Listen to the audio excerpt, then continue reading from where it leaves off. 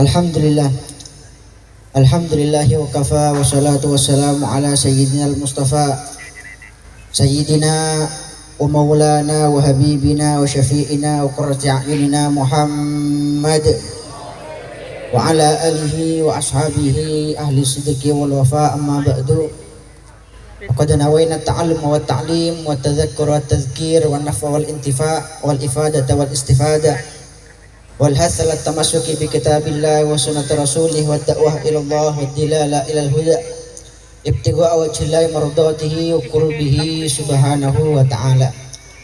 حضرة المحترمين والمكرمين أيها الحبائب والمشايخ الأعزاء الأجلاء, yang saya hormati para habaib, para masyayikh, para alim ulama, wabil khusus tamu agung kita pada malam hari ini, Fadilatul Habib Nabil ibn Fuad al-Musawa, yang mudah-mudahan Allah panjangkan umurnya, Allah dalam taat, dalam afiat, dalam kesehatan.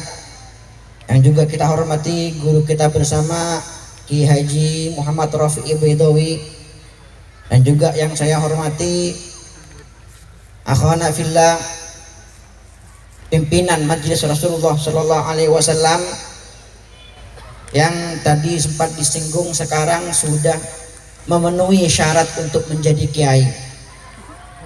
Karena termasuk syarat untuk menjadi kiai itu harus punya bunyai.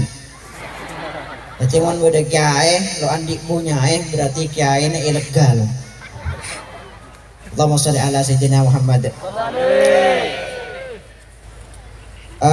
Langsung saja kita bertabarruk dengan membaca salah satu kitab yang sangat barakah, kitab Riyadhus Shalihin karya Al-Imam Al-Hafidh Al-Faqih Abu Zakaria Yahya ibn Syaraf An-Nawawi, yang mana kitab ini merupakan kitab yang makbul, ya, diterima oleh semua kalangan, diterima oleh semua golongan karena keikhlasan dan ketulusan niat dari penulisnya.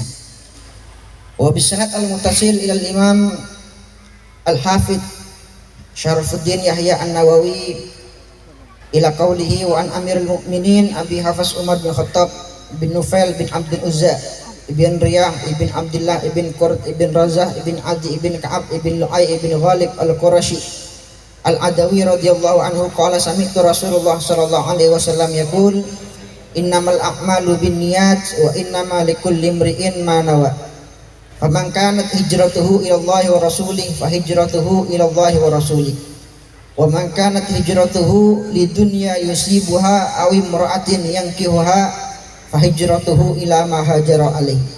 Muttafaqun ala sihhatihi, rawahu Imam al-Muhadditsin Abu Abdullah Muhammad ibn Ismail ibn Ibrahim ibn Mughirah ibn Bardisbah al-Ju'fi al-Bukhari wa Abu Husain Muslim ibn Hajjaj ibn Muslim al-Qushairi an-Naisaburi radhiyallahu anhuma fi kitabaihima alladaina huma ashahul kutub al-musannafah.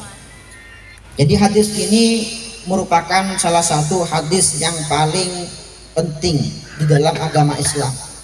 Sampai-sampai disebutkan oleh Al-Imam Asy-Syafi'i, imam mazhab kita, bahwa hadis ini termasuk sulusuddin, merupakan sepertiga dari agama Islam.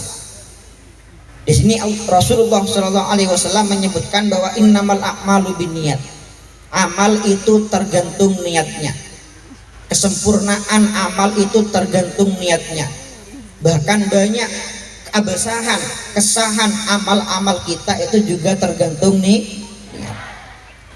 Nah, oleh karena itu para hadirin, ya, saya sering mendengar dari para guru di Tarim bahwa mereka mengatakan karena aslafuna fi Tarim yu'allimuna al-aulad an-niyat kama yu'allimuna al-Fatihah, bahwa di Tarim sana para habaib, para ulama mengajarkan kepada para putra mereka mulai sejak kecil bagaimana cara berniat, bagaimana memiliki niat-niat yang baik, niat-niat yang mulia, sebagaimana mereka mengajarkan Al-Fatihah kepada putra-putra mereka. Bahkan para hadirin, para jemaah Majelis Rasulullah Shallallahu Alaihi Wasallam, ada salah satu habaib, yaitu Habib Abdullah bin Husain bin Tahir, pengarang kitab Sulam Taufik. Beliau pernah mengatakan, ma fa'altu makruhan wala hamamtu bi makruh. Seumur hidup saya tidak pernah melakukan perbuatan makruh dan tidak pernah punya niat untuk melakukan perkara yang makruh. Nah, Sidil Habib Umar juga mengatakan bahwa di tarim ini ada sebagian habaib atau ulama yang tidak pernah melakukan perkara mubah.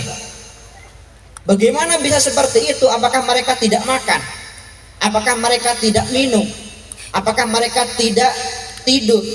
Apakah mereka tidak berkumpul dengan istri atau melakukan hal-hal mubah yang lain? Ya. Mereka tetap melakukan itu semua, tapi mereka mengubah perkara-perkara mubah tersebut menjadi perkara yang mempunyai nilai ibadah di sisi Allah Subhanahu wa taala karena niat-niat mulia mereka. Nah, oleh karena itu ketika di sana di Tarim, saya ingat ya, di sana ketika ada pernikahan, ya, saya juga karena akad nikah di Tarim, itu sebelum pernikahan itu pengantin dikasih niat, ya, disuruh baca niat yang disusun oleh Al Habib Ali bin Abi Bakar As-Sakra. Itu niat-niat pernikahan. Niat nikah yang pertama untuk apa? Yang kedua untuk apa? Yang ketiga untuk apa? Itu ada sekitar 30 niat di dalam pernikahan. Agar apa? Agar kita menikah tidak murni dorongan nafsu, tidak murni dorongan syahwat, ya, tapi kita menikah karena punya tujuan-tujuan yang mulia. Karena apa? Karena pada asalnya banyak ulama yang mengatakan bahwa pernikahan itu bukanlah sebuah ibadah. Pernikahan itu pada asalnya tidak ada pahalanya. Mengapa? Karena kita punya kaidah kullu malahu hadzun fi nafsi falaysa lahu hadzun fi syar'i. Setiap sesuatu yang disukai oleh nafsu ini biasanya tidak ada pahalanya di dalam agama. Seperti makan, hampir makan bakso abis 5 pangkok, oleh kenceran dapat pahala. Minum es campur abis 5 mangkok dapat pahala.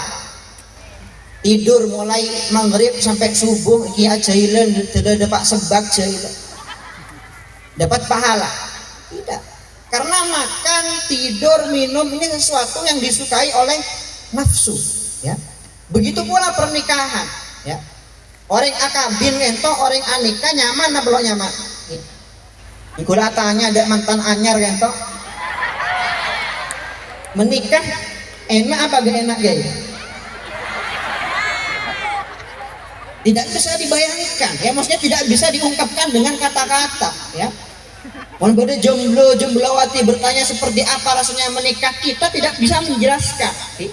Rasa mie ayam, rasa bebek sinjai. Nah, oleh karena itu para ulama kita sangat menyarankan agar pernikahan ini bukan karena dorongan nafsu, bukan karena dorongan syahwat, bukan karena penasaran kayak apa rasanya.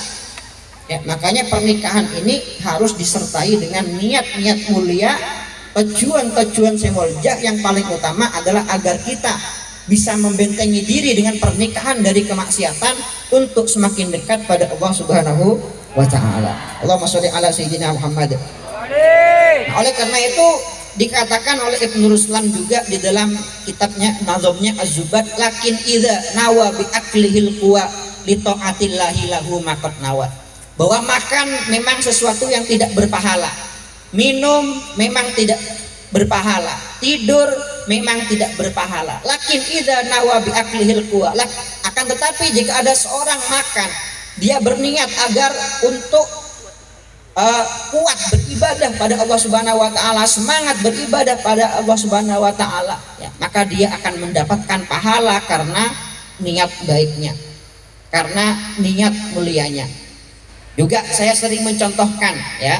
Saya sering mencontohkan di Madura ini biasanya ketika kondangan mulai dari dulu para ulama kento nggih, saya paling banyak hidangkan ke bayi tamu kento kolak nggih. Kolak itu kan isinya salah satunya ada kolak pisang, ada kolak labu nggih. Napa labu jangan tahu. Labu nggih. Itu ada filosofinya. Mengapa kok yang dihidangkan kok labu? Bukan buah yang lain. Karena labu ini, ya, merupakan salah satu buah-buahan yang disukai oleh Rasulullah Shallallahu Alaihi Wasallam. Suatu ketika Sayyidina Anas pernah berkata, da'a khayyatun Rasulullah sallallahu alaihi wasallam ila ta'amin. Ada seorang penjahit yang mengundang Rasulullah sallallahu alaihi wasallam kepada satu jamuan ya di rumahnya. Fara'aitu Rasulullah sallallahu alaihi wasallam yatatabba'ud dubba fil qas'ah. Maka ketika Rasulullah selesai makan, saya melihat Rasulullah sallallahu alaihi wasallam memungut iki agedu muncang betul. Memungut buah labu yang ada di piring. Falam azal uhibbud dubba'a mundu dzalikal yaum. Sebelum Sayyidina Anas, saya tidak menyukai buah labu. Ya, tapi mulai saat itu ketika saya melihat sendiri dengan mata kepala sendiri Rasulullah menyukai buah labu, mulai saat itu saya juga mencintai buah labu. Imam Nawawi mengomentari hadis ini, fihi annahu yustahabbu lil mar'i ayuhibbad dubba'a. Dari hadis ini bisa kita simpulkan bahwa disunahkan untuk seseorang mencintai buah labu. Wa ayyuhibba kulla syai'in yuhibbuhu Rasulullah sallallahu alaihi wasallam. Dan mencintai setiap sesuatu yang dicintai oleh Rasulullah sallallahu alaihi wasallam.